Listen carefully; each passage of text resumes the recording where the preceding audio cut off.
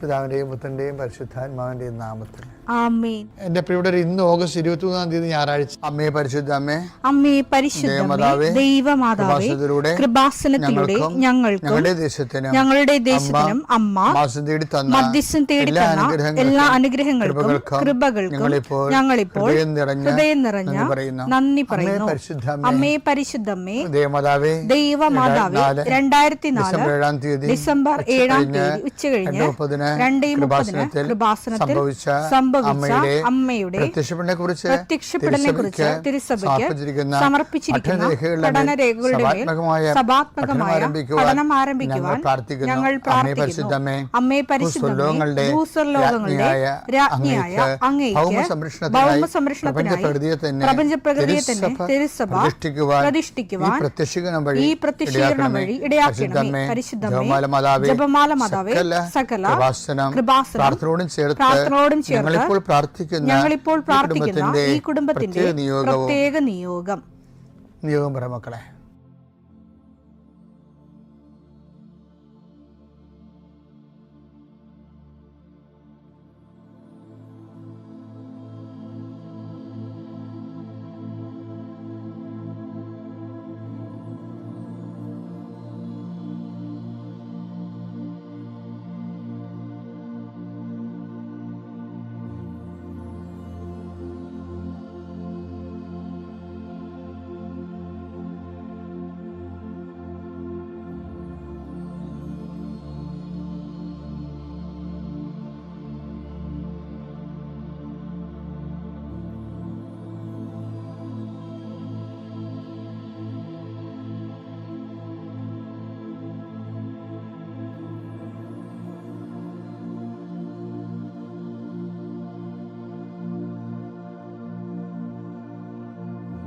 അമ്മയുടെ പ്രത്യക്ഷീകരണത്തിന്റെ ഈ അനുഗ്രഹവേളയിൽ ഞങ്ങൾക്ക് സാധിച്ചു തരുവാൻ കനിയണമേ.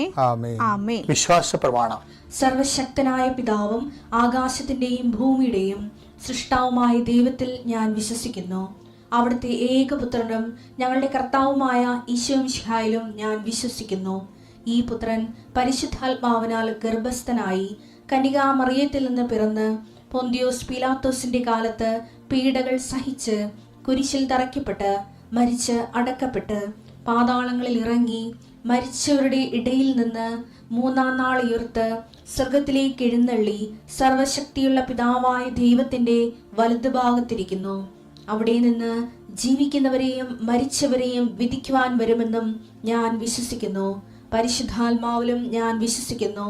വിശുദ്ധ കത്തോലിക്കാ സഭയിലും പുണ്യവാന്മാരുടെ ഐക്യത്തിലും പാപങ്ങളുടെ മോചനത്തിലും ശരീരത്തിന്റെ ഉയർപ്പിലും നിത്യമായ ജീവിതത്തിലും ഞാൻ വിശ്വസിക്കുന്നു. ആമേൻ. സ്വർഗ്ഗസ്ഥനായ ഞങ്ങളുടെ പിതാവേ, അങ്ങയുടെ നാമം പൂജിതമാകണമേ. അങ്ങയുടെ രാജ്യം വരണമേ. അങ്ങയുടെ തിരുമനസ് സ്വർഗത്തിലെ പോലെ ഭൂമിയിലും ആകണമേ. അന്നു വേണ്ടുന്ന ആഹാരം ഇന്ന് ഞങ്ങൾക്ക് തരണമേ. ഞങ്ങളോട് തെറ്റ് ചെയ്യുന്നവരോട് ഞങ്ങൾ ക്ഷമിക്കുന്നത് പോലെ ഞങ്ങളുടെ തെറ്റുകൾ ഞങ്ങളോടും ക്ഷമിക്കണമേ. ഞങ്ങളെ പ്രലോഭനത്തിൽ ഉൾപ്പെടുത്തരുതേ, തിന്മയിൽ ഞങ്ങൾ രക്ഷിക്കണമേ. ആമേൻ. നന്മ നിറഞ്ഞ മറിയമേ, സ്വസ്തി. കർത്താവ് അങ്ങയുടെ കൂടെ സ്ത്രീകളിൽ അങ്ങ് അനുഗ്രഹിക്കപ്പെട്ടവളാകുന്നു. അങ്ങയുടെ ഉദരത്തിൻ ഫലമായി ഈശോ അനുഗ്രഹിക്കപ്പെട്ടവനാകുന്നു. പരിശുദ്ധ മറിയമേ, തമ്പുരാന്റെ അമ്മേ, പാപികളായ ഞങ്ങൾക്ക് വേണ്ടി ഇപ്പോഴും ഞങ്ങളുടെ മരണസമയത്തും തമ്പുരാനോട് അപേക്ഷിക്കണമേ. ആമേൻ. കർത്താവേ, നിന്റെ ഉന്നതമായ നാമത്തിന് സ്തോത്രം ചെയ്യുന്നു. കർത്താവേ, നിന്റെ വിശുദ്ധ പൗരോഹിത്യത്തെ മഹത്വപ്പെടുത്തണമേ. കർത്താവേ, സഭയിലുള്ള സാന്നിധ്യം പ്രകടമാക്കണമേ. 40 വർഷം ഞാൻ അർപ്പിച്ച കുർബാനയുടെ യോഗ്യതയാണ്. കൃപാസ്ഥാനത്താറെ ജീവനോടെ പ്രത്യക്ഷപ്പെട്ട പരിശുദ്ധമ്മയുടെ പ്രത്യക്ഷീകരണത്തിന് സ്ഥിരീകരണത്തിനായി അങ്ങയുടെ മക്കൾ ഇന്ന് അഭിമുഖിക്കുന്ന എല്ലാ വിഷയത്തിൻ്റെ മേലും സഞ്ചാരി മാതാവി സമയത്തിൻ്റെ അധികാരി അമ്മയുടെ പ്രത്യേകമായ സാന്നിധ്യം ഉണ്ടായിക്കൊണ്ട് കർത്താവേ, ഞങ്ങളുടെ കഴിവ് കൊണ്ടല്ല, അങ്ങയുടെ കൃപ കൊണ്ടാണ് അങ്ങയുടെ മക്കൾ എവിടെയെല്ലാം യാത്ര ചെല്ലുന്നുവോ, ഏതെല്ലാം പരീക്ഷ എഴുതുന്നുവോ, ഏതെല്ലാം പക്ഷേ റിസൾട്ട് കാത്തിരിക്കുന്നുവോ, ഓരോ വിഷയത്തിന് മനസ്സും എന്ത് നേറിക്കൊണ്ട് കാത്തിരിക്കുന്ന സഹായം പ്രതീക്ഷിക്കുന്ന ഓരോ സ്ഥലങ്ങളെയും കർത്താവേ, അത് നഷ്ടപ്പെട്ടു പോകാതെ അവർക്ക് കിട്ടാനും അവർക്ക് അനുഭവവേദ്യമാക്കാനും കർത്താവെ സഹായിക്കണമേ എന്ന് പ്രാർത്ഥിക്കുന്നു. നഷ്ടപ്പെട്ടു പോകുന്ന സ്ഥലങ്ങൾ, നഷ്ടപ്പെട്ടു പോകുന്ന ബന്ധങ്ങൾ, നഷ്ടപ്പെട്ടു പോകുന്ന കരാറുകൾ ഇങ്ങനെ നഷ്ടപ്പെട്ടു പോകാൻ സാധ്യതകളെല്ലാം കർത്താവിൻ്റെ നാമത്തിൽ ബന്ധിക്കുന്നു.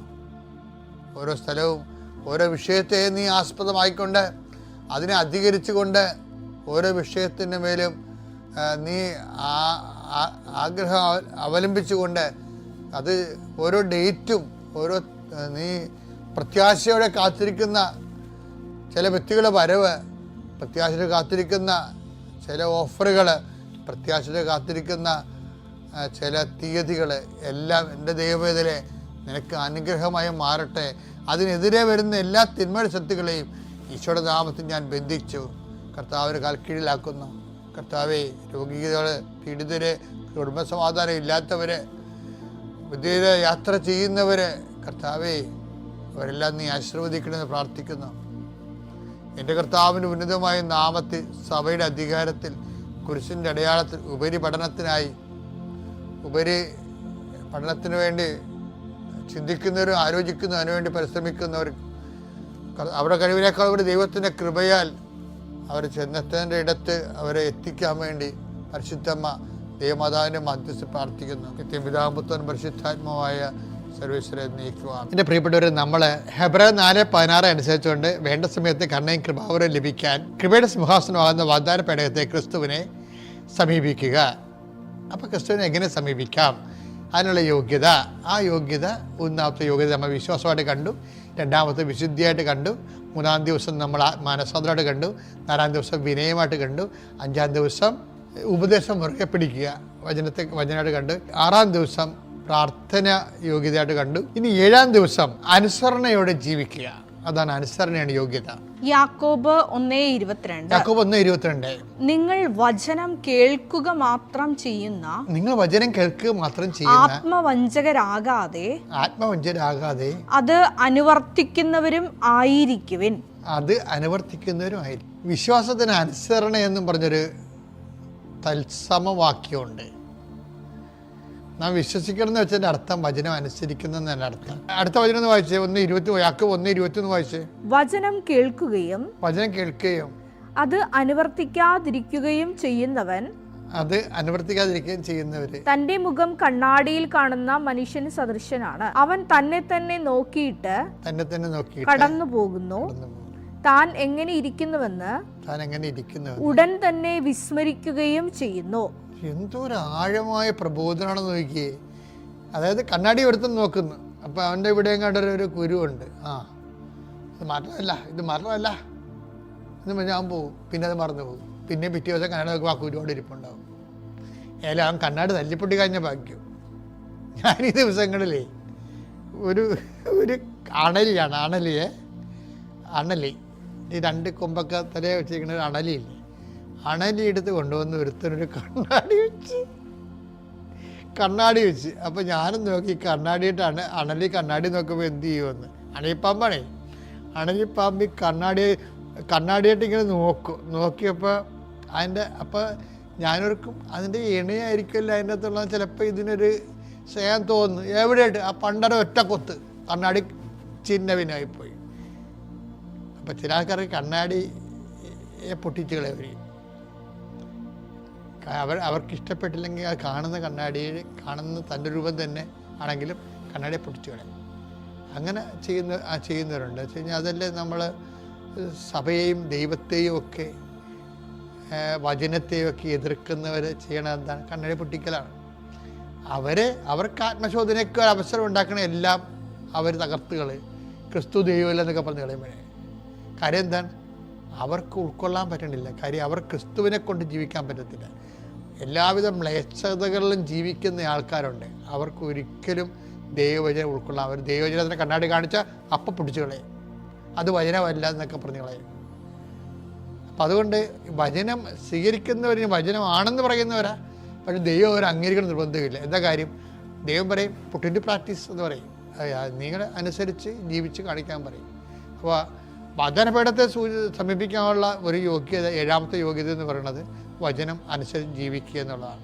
പിതാവിൻ്റെയും പുത്രൻ്റെയും പരിശുദ്ധാത്മാവിൻ്റെയും നാമം.